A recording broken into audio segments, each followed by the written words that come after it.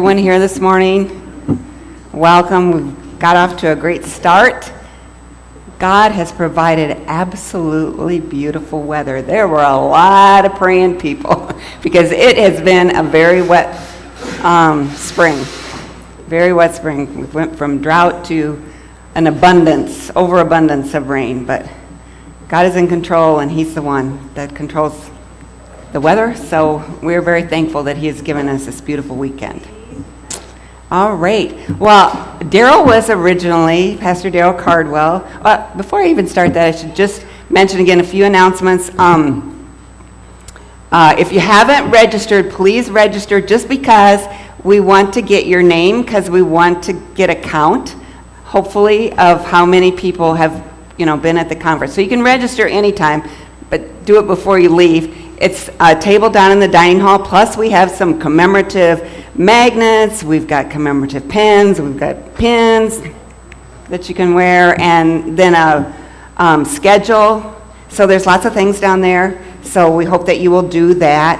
And if you don't have your schedule with you, I'm going to do some devotions. We're going to sing for a little bit, and then Gay's going to be sharing, kind of introducing the history, and you're going to get to really view all of these wonderful displays, and there's going to be hosts there that are going to be sharing that as well, so that's going to be nice. And then for all the kids that are here, I'm going to do a kids class along with Hannah and Isaiah, so it's going to be fun, and then we'll have lunch. All right, let's get to this. You get to a certain age where you begin sorting out all the things that you've accumulated. That's where Vivian and I are at. And so among the outdated or unusual items in our basement and in our closets are lots of letters and photos. And they're not just ours, but photos saved by my mom when we cleaned out her home after her death, which is nearly 20 years ago. So somehow she had in the mini boxes some black and white snapshots that originally belonged to my great Uncle Gerald Cooper. He was originally from Ripley, Illinois. His sister was Mary Cooper Burnett, who was my grandmother, and his nephew was Francis Burnett. My uncle, many of you have heard of him because he was well known in the General Conference. But Gerald Cooper, my great uncle, he pastored the Church of God at Mora, Minnesota, when there was one at Mora, Minnesota. And he also pastored at the Eden Valley Church of God from 1938 to 1939. So I have several photos to show you, and there are more on boards. I think Gay has some copies. I've got some copies over there, but I'm just going to show you a few, and I wanted to talk about them. So the first one, I found and realized, and my son spent a lot of work trying to blow this up and all the pixels, and I don't even understand all of it, because this was a little tiny photo, and you could hardly read the writing on it. But when I first saw this photo, I thought, how does Uncle Jerry know Scott Ross? Seriously. I looked at this, and there's Scott. But it wasn't Scott, it's his dad. It says Stan.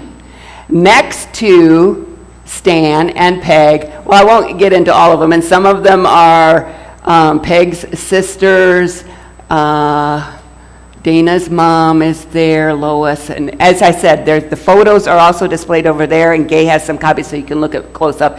But next to Stan, I kept looking at this small photo, and I thought, that looks like pictures of my great-grandfather that I never met, my great-grandpa Cooper. So what's interesting to me is, never knew that my great-grandpa came up and visited his son when his son was preaching in Minnesota, but obviously that happened because there he is, sitting on that porch next to Stan and Peg.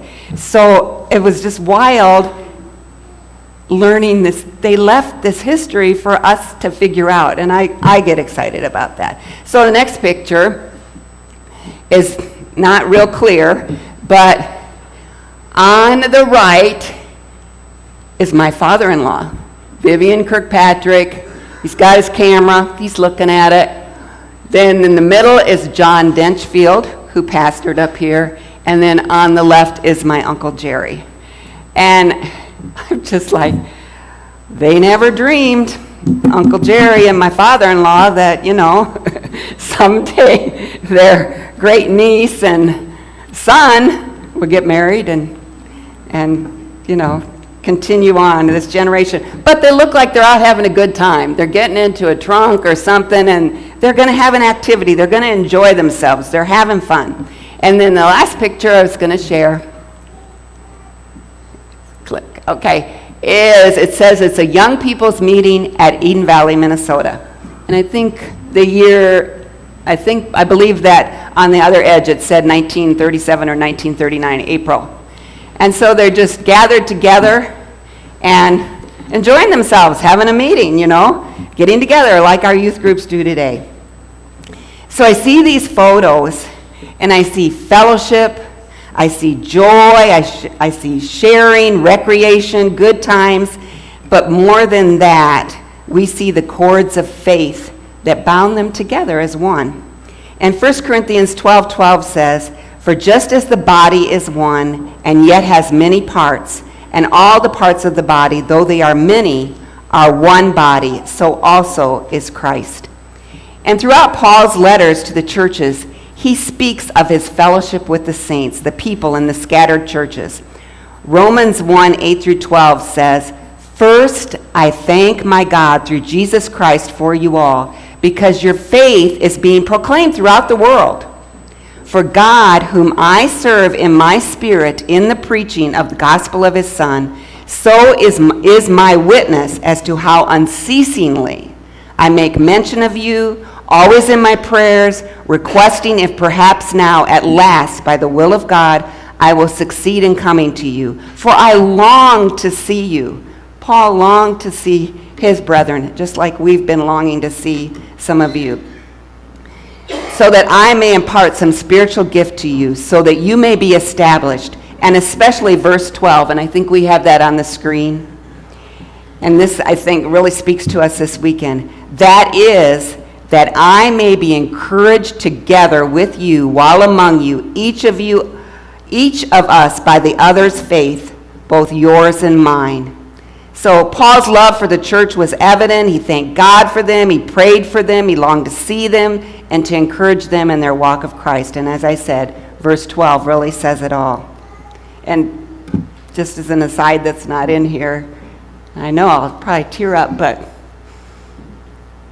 special gentlemen that are here, 5 gentlemen that are here that were in our Greytown church when Vivian went for 3 years from college, he and his dad. And then in 1970 we got married and we pastored there from 70 to 72. I'm so glad you're all here. Very glad. Yes. But isn't that why we gather? For instruction, certainly, for fellowship, for strength, for encouragement, to pray for one another, to create these spiritual snapshots. And those pictures were spiritual snapshots to carry with us when we are once again apart. I'm so thankful for Anya this weekend. Anya Zakovich, whose great-grandpa was Tom Savage, one of the pastors, and her grandpa's here, all her cousins and relatives that come down from Tom, many of them here too, but she's taking those spiritual snapshots this weekend, so I'm so thankful for her. All right, well, I shared, as I said, some history from my side, a little bit of Vivian's earlier, but I also wanted to share a little bit more about Vivian's grandmother, Sarah Matheny Kirkpatrick. In 1872, her father, Hiram, was converted and became a charter member of the Church of God at Swan Lake, Minnesota. And eventually, Hiram and his family returned to Eden Valley in 1883, and that was the year that Sarah was born.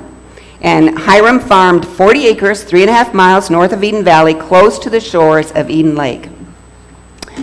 Well, what is wonderful is that Sarah kept a diary for part of her life, and her granddaughter, Sharon Giles Kane, has preserved these writings for the family. And so, and they're online for the family to see. And and we've had them for several years, and I've so enjoyed reading. A lot of it's personal, so it was, more family, but just reading about the things that were important to Sarah.